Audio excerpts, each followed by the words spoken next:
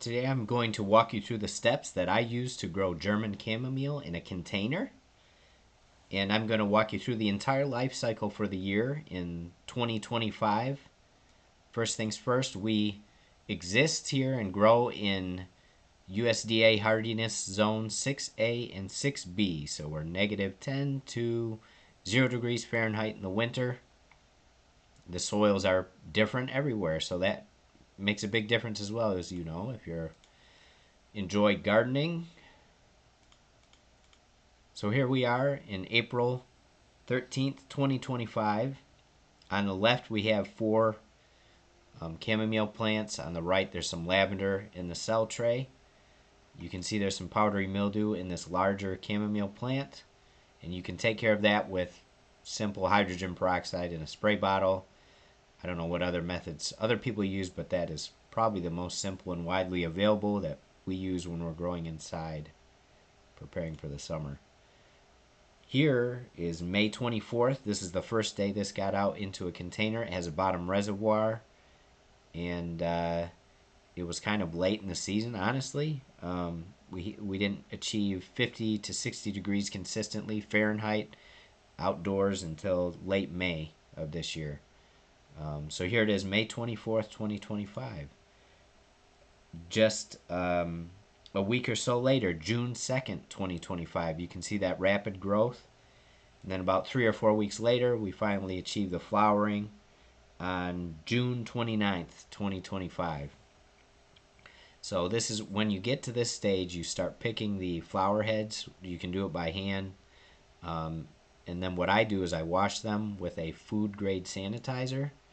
And then what I do, I rinse them a lot with water, but then the food grade sanitizer, and then I put them in a food dehydrator and take them up past pasteurization temperature around 160 for 2 hours, and then I bring these back down to around 100 for the remainder of the dry time, because they claim that if you overheat these, it removes the flavor from them. I mean, everything always tastes the best fresh, but this holds up pretty well once it is dehydrated. Here's another one. Here it is at July 26th. So you can see it just kind of continued to rapidly expand. I stopped really harvesting this and just let it kind of fall on the ground. At this point in time, I kind of just let it go because I already had enough for a very long time. It was very low maintenance. No disease. It got to this the entire time when it was outside. A lot of flying insects like to come to these, so I really wash them and only take the most pristine flowers from them. And they propagate so quickly that you can really be very picky in terms of what you're going to keep. So here's the result. This is on November 4th, 2025. You can see this. I had dried them throughout the year.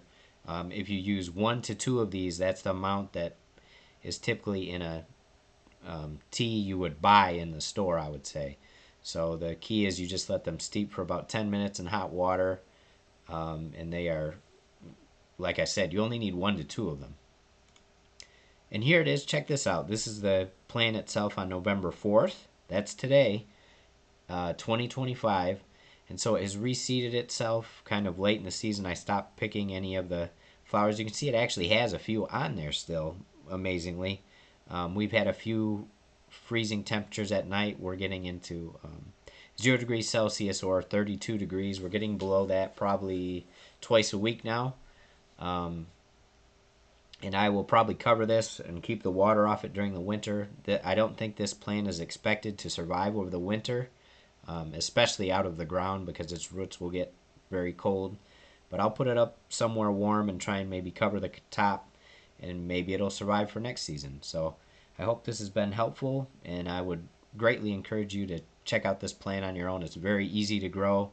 I had read that when I was doing my research that it was very easy to grow, but I didn't believe it, but it really is. And it's a fun plant to have around. It smells great in your garden, and it's great for tea and any other culinary experiments you want to try with it. So good luck with this plant, and I hope you found this helpful.